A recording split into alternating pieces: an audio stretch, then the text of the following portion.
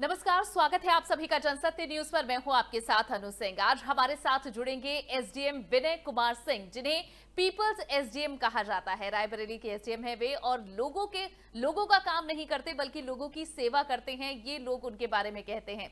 2012 के UP PCS के topper रहे हैं विनय कुमार सिंह जी। आपका बहुत बहुत स्वागत है जनसत्य न्यूज पर। Thank you ma'am. Thank you. Vinay ji, तकनीक के माध्यम से लोगों की सेवा करने के लिए आप बहुत जाने जाते हैं। आपके कई अच्छे कार्य और आपके फैसले जो काफी समय तक चर्चाओं में रहे हैं और अभी भी आपने कुछ बड़े ऐसे फैसले लिए हैं। सबसे पहले मैं आपसे यही जानना चाहती हूं कि कोविड-19 की महामारी में आपके कार्य का उद्देश्य क्या है?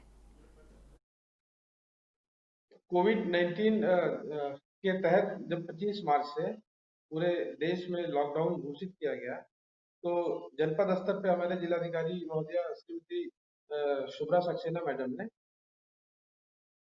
तो क्या-क्या दिक्कतें आने वाली, इसको आप लोग अपने-अपने स्तर पर प्लान करिए और कोई भी व्यक्ति हमारे क्षेत्र में, जनपद रायबरेली में, वो भूखा न रह जाए और स्वास्थ्य सुविधाओं या स्वास्थ्य सहायता से अभावग्रस्त न रहे।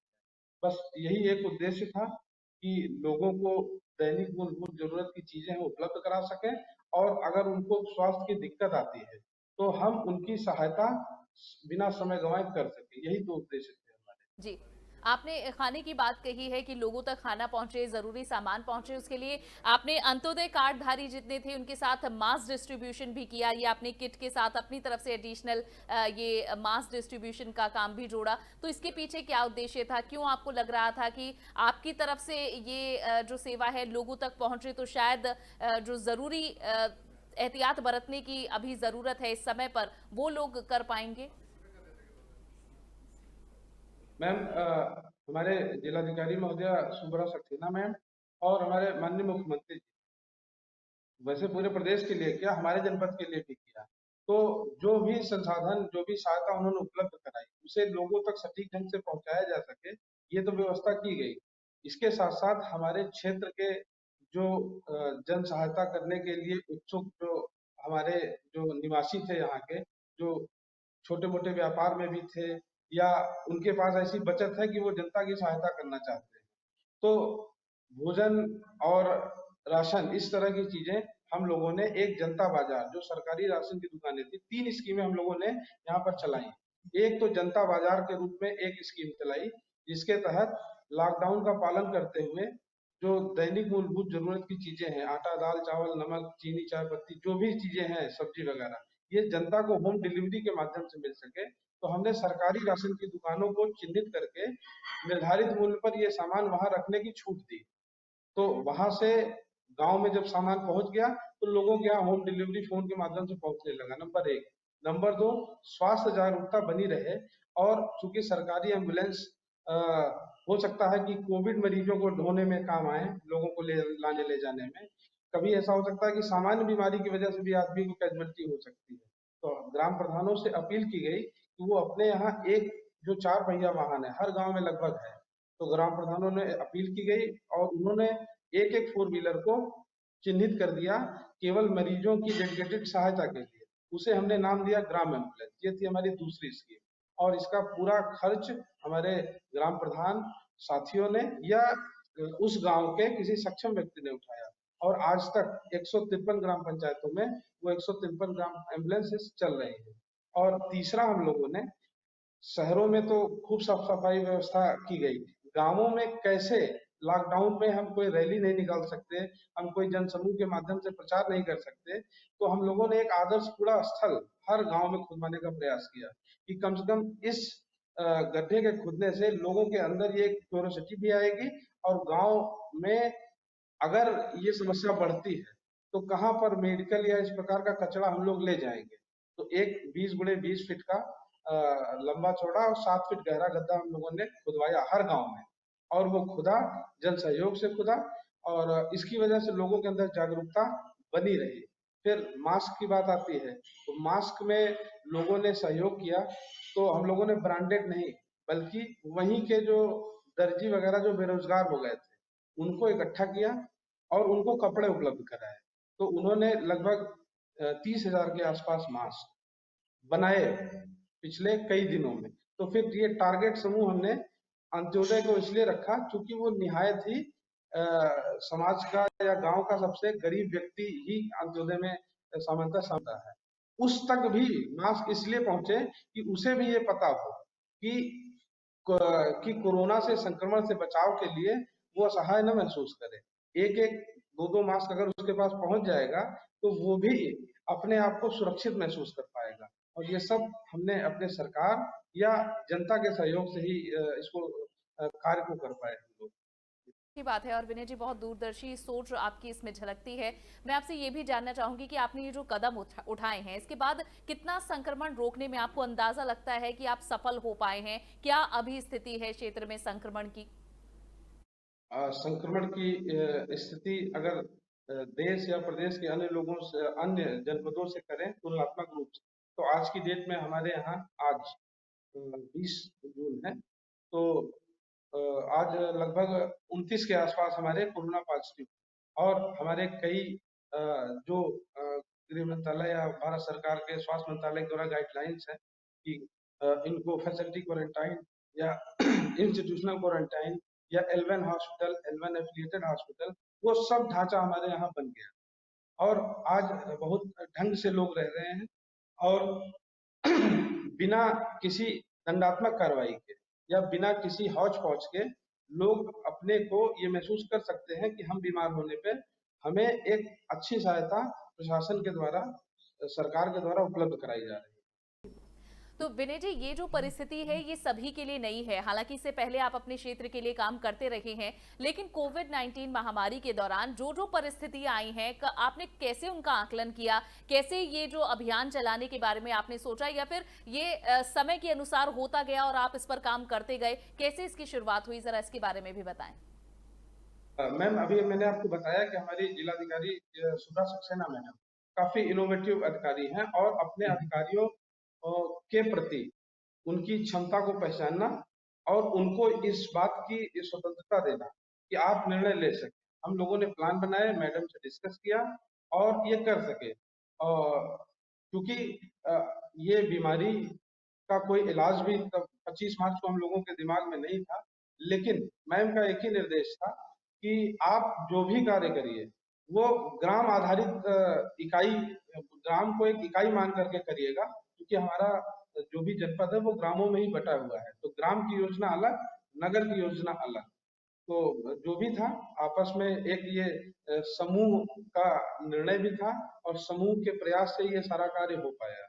और फिर वही कि आवश्यकता आविष्कार की जननी है, तो जैसी परिस्थितियां आएंगी, अगर मन में ये इच्छा है कि अगर इस कोरोना से हम हार गए, हम हारेंगे, हम पीछे हटेंगे, तो कोरोना आगे बढ़ेगा। बस यही एक बात मन में थी कि हम जिस जगह पर हैं, जो दायित्व हमारा है, हम उस क्षेत्र को अपने प्रयास से अधिकतम सुरक्षित रख सकें। लोगों के मन को कोरोना के भय से मुक्त कर सके या उनके भीतर इस बात का साहस पैदा कर सके कि हम हैं। बस यही एक मन में बात रहती थी। तो जैसी-जैसी समस्या आती गई, वैसे-वैसे उसका स्मूथ समाधान हम लोग खोजते गए और उसी का परिणाम रहा कि हम लोगों ने 3-4 अच्छी स्कीमें चलाई और पूरे जनपद में हमारे कोरोना जो है उस हिसाब से नहीं फैला, जिस हिसाब से प्रवासियों के आगमन के पश्चात फैलने की डर या आशंका हम लोगों को बनी थी। और डेट में जी। टोटल जनपद में 100 से कुछ ही अधिक अब तक के कोरोना पॉजिटिव हुए, जिसमें से डेथ केवल और केवल एक हो पाई, वो भी मल्टी कोमोrbidity उसकी एक वजह थी। तो विनय जी, आपने कहा कि आवश्यकता आविष्कार की जननी है, जो बात सही है। लेकिन जिस तरह से कदम कदम पर परिस्थितियां बदलती गई इस पूरी महामारी को लेकर, सबसे पहले लॉकडाउन था, लोगों को अंदर रखना था, तो उसके लिए आपकी कोई दूसरी योजना रह सकती है। फिर उसके बाद अनलॉकिंग शुरू हुई और इससे पहले प्रवासी मजदूर भी, प्रवासी जो भाई थे जो इन क्षेत्रों में रहने वाले थे, दूसरे राज्यों में रहते थे, वो भी अपने अपने क्षेत्र लौटे, तो वो भी एक समस्या दूसरी आई, वो भी परिस्थिति बदली। उसके बाद अब अनलॉकिंग चल रही है, लोग बाहर निकल रहे हैं, तो यहाँ दोबारा से सिचुएशन में बदलाव आया। तो कैसे इन अलग अलग पड़ावों पर आपने अपनी जो अभियान, अपनी जो योजना और जो काम करने का तरीका है, उसमें कैसे बदलाव किया?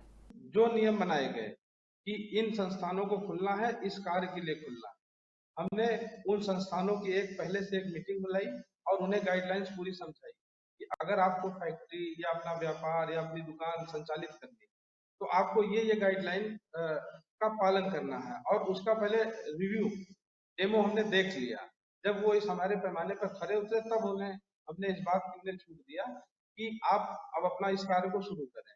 और बीच-बीच में लोग मास्क पहने और सोशल डिस्टेंसिंग का पालन करें। इसके लिए पुलिस और प्रशासन के साथ ज्वाइंट पेट्रोलिंग भी करते हैं, और गांव-गांव जा करके लगभग 10-12 ग्राम पंचायतों में हम या हमारे तहसीलदार या हमारे नायब तहसीलदार या हमारे लेखपाल या हमारे इंस्पेक्टर वो गांव-गांव में विजिट करते हैं। तो कोशिश करते हैं कि 50 से 60% ग्राम सभा में हम लोग पर डे कोई न कोई प्रशासन का प्रतिनिधि जरूर पहुंचे, और अ, दंड की बजाय लोग सामाजिक दबाव से बात को मान जाएं। हम खुद पहने रहें। देखिए, अभी भी हमने मास्क लगाया हुआ है, हम हमेशा लगा के चलते हैं। लोगों से भी यही अपेक्षा करते हैं कि आप ऐसा करें, और ऐसा कर रहे हैं। इसी का परिणाम है कि संक्रमण अभी मेरे लिए, मेरा भारत, मेरा ये अपना जो डिसीजन है इस समय, जी। इसके बाद जिम्मेदारी मिलेगी हम लोग करेंगे। बस इसी को मान करके कर रहे हैं, और लोग सहयोग कर रहे हैं। तो विनय जी, ये जो तमाम आपने किस तरह से कदम उठाए हैं, कैसी योजनाएं बनाई हैं, ये बहुत ज्यादा प्रभावी भी रही हैं। सिर्फ कहने के लिए नहीं है, बल्कि जमीन पर इनका असर भी दिखा है। तो मैं आपसे जानना चाहूंगी कि न सिर्फ रायबरेली बल्कि पूरे हिंदुस्तान के लोग जो भी आपको इस वक्त सुन रहे हैं, वो ये जाने कि आखिर कौन सी वो मुख्य बातें हैं जिनको ध्यान में रखकर हम अपने आप को और अपने आसपास के लोगों को सुरक्षित रख सकते हैं। तो मैं जरूर चाहूंगी कि आप ऐसे कुछ टिप्स जरूर दें। मैम, कुछ चीजें हैं जो हमें ध्यान रखनी चाहिए। अ, पहली बात तो यह है कि मास्क का प्रयोग और सोशल डिस्टेंसिंग। जब किसी मर्ज का इलाज अभी हमारे सामने नहीं आया, तो कम से कम हम अपने आप को सुरक्षित रख पाए, पहली चीज। और बार बार ये कहा जा रहा है, और ये मानना पड़ेगा हमें, कि इस समय हमें सामाजिक समारोहों से या सार्वजनिक जगहों पर जाने से हमें बचना चाहिए। जैसा कि हमारे सरकार ने निर्देश भी दिया है कि सार्वजनिक स्थानों पर भीड़ भाड़ न लगे।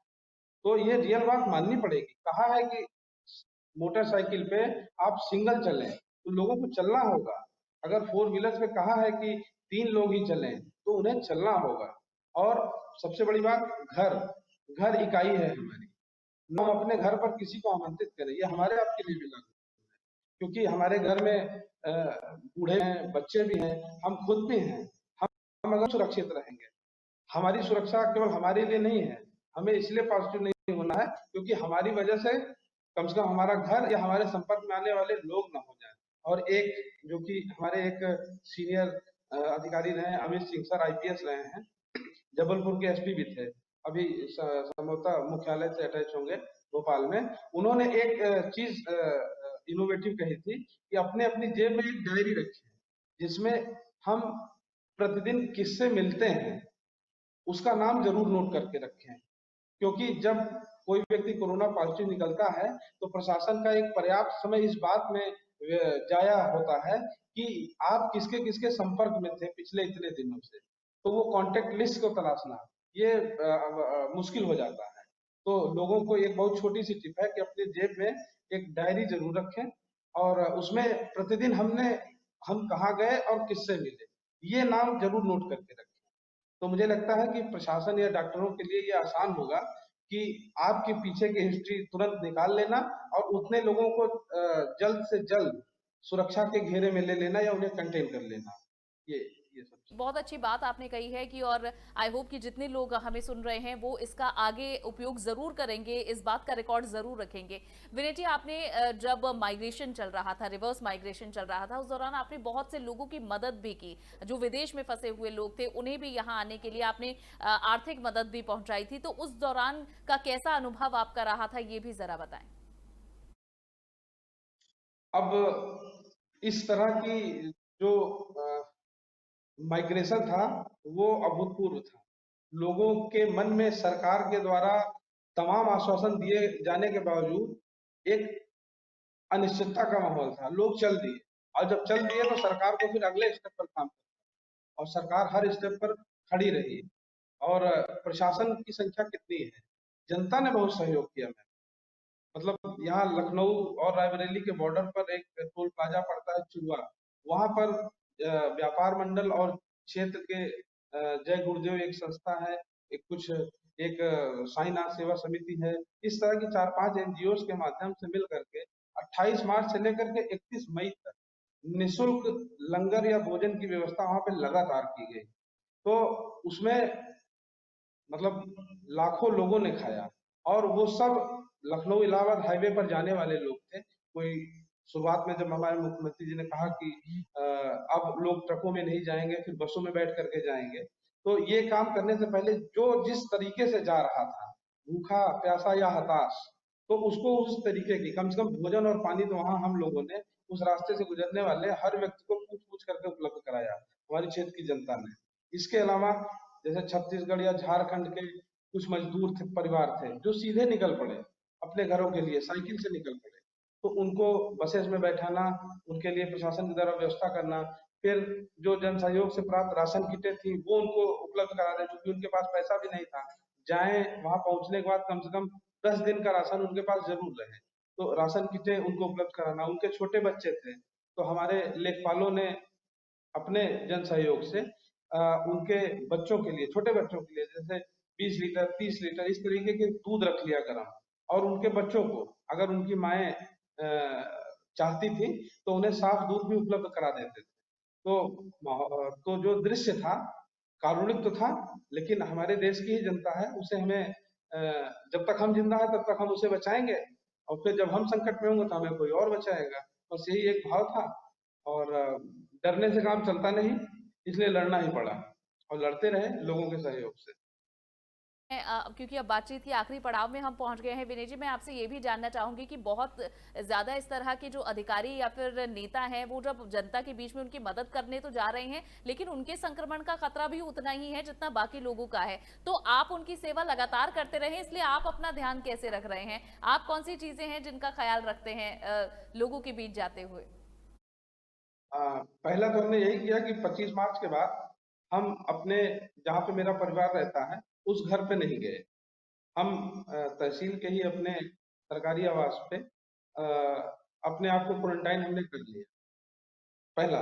दूसरा, छोटी-मोटी चीज़ें जैसे हमारे डॉक्टर मित्र थे उन्होंने बताया कि गर्म पानी और नमक का अगर आप प्रतिदिन जो गरारा है अगर वो करें, तो इस वायरस के जाने का 2 ही रास्ता है, या तो मुँह से जाएगा या तो आँख से जाएगा। तो वो जाकर के भी चूँकि अ, मानव शरीर का वायरस नहीं है, वो आरएनए वायरस है जो सामान्यतः जानवरों का होता है। तो वो जाकर के हमारे गले में 3 से 4 दिन तक, क्योंकि बॉडी से एडजस्ट नहीं कर रहता है, तो एडजस्ट करने में समय लेता है। तो जो व्यक्ति प्रतिदिन नमक पानी का गरारा करता है, वो अ, जो वायरस है, वायरस का जो शरीर है, वो फैट का बना हुआ है। तो नमक और गर्म पानी के गरारे से उसका फैट मतलब डिसॉल्व हो जाता है और वायरस विकलांग हो जाता है। ऐसा मुझे डॉक्टरों के द्वारा बताया गया। तो बस इसी एक चीज़ पर, बाकी जाको राखे साइयाँ, मार सके न कोई।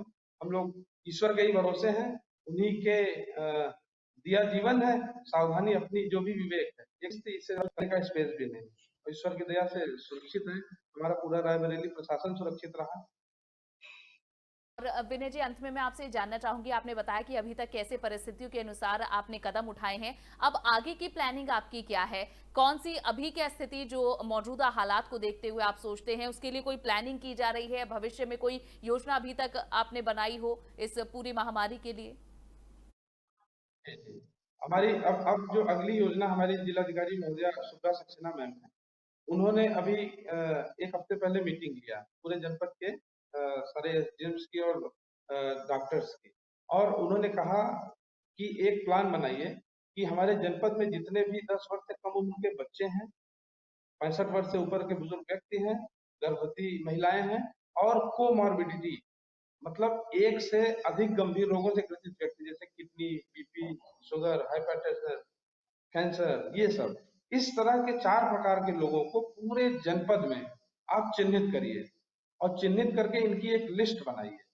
फिर इस लिस्ट के आधार पर हर गांव में पर डे पल्स ऑक्सीमीटर और थर्मल स्कैनर, इन दो मतलब इक्विपमेंट के द्वारा पर डे इनकी स्वास्थ्य जांच हो। जैसे ही कोई व्यक्ति का जो स्वास्थ्य जांच की रिपोर्ट है पर डे आएगी, ऑनलाइन आएगी, हम लोगों के एक्सेल या गूगल स्प्रेडशीट पे रहेगी।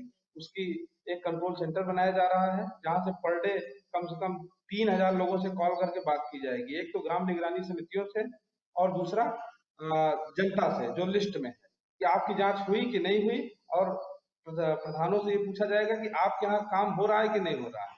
पर डे हम ये जो फीडबैक पाएंगे इसके माध्यम से अपने दूसरे कंट्रोल रूम पे वहां से प्राप्त निष्कर्षों को भेजेंगे कि हाँ इतने लोग हैं जो संदिग्ध पाए गए, तो फिर उनकी रेस्क्यू की जाएगी। तो इस तरीके से जो देखिए इम्यूनिटी ही अभी तक समझ में आया है कि कमजोर इम्यूनिटी कोरोना से ग्रसित होने का सबसे आसान आधार है।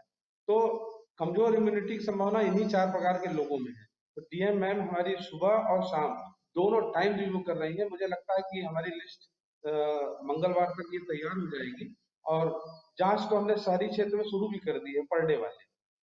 तो लोग निकल करके आ भी रहे हैं जिनको ध्यान देने की जरूरत है। तो मुझे लगता है कि ये 4 प्रकार के लोग लगभग 9 लाख के आसपास लोग होंगे जिनकी जांच पर डे हमारे जिलाधिकारी महोदया के द्वारा हम सबके माध्यम से ये सुनिश्चित कराई जाएगी। और ये आगे बढ़ करके उठाया गया एक प्रोएक्टिव कदम है, और इसका लाभ जरूर रायबरेली को जैसे अब तक मिलता आया है हमारे जिलाधिकारी महोदया के नेतृत्व में, वो आगे भी मुझे लगता है कि मिलेगा। और ये प्रोएक्टिव कार्य हर जगह शायद हो रहा हो, क्योंकि हम लोग इतनी फुर्सत में नहीं है कि हम देख पाए टीवी या इस तरीके के माध्यम, और अगर लोग करेंगे तो मुझे लगता है कि ज्यादा अच्छा रहेगा। बहुत अच्छी बात है और विनय जी इसी तरह से आप काम करते रहिए और हमारी शुभकामनाएं भी आपके साथ हैं। बहुत बहुत शुक्रिया जनसत्य न्यूज से बात करने के लिए। Thank you ma'am, thank you. तो ये थे यूपी रायबरेली के एसडीएम विनय कुमार जी, जिन्होंने बताया कि किस तरह से जब जनता, प्रशासन और सरकार एक यूनिट की तरह काम करते हैं तो इसी तरह से सफलता हाथ लगती है और लोगों की सुरक्षा भी सुनिश्चित होती है। इसी तरह की और बातचीत देखना आपको पसंद आ रहा है तो आप जरूर हमारे चैनल को सब्सक्राइब कीजिए। इस वीडियो को लाइक और शेयर करना ना भूलें। नमस्कार।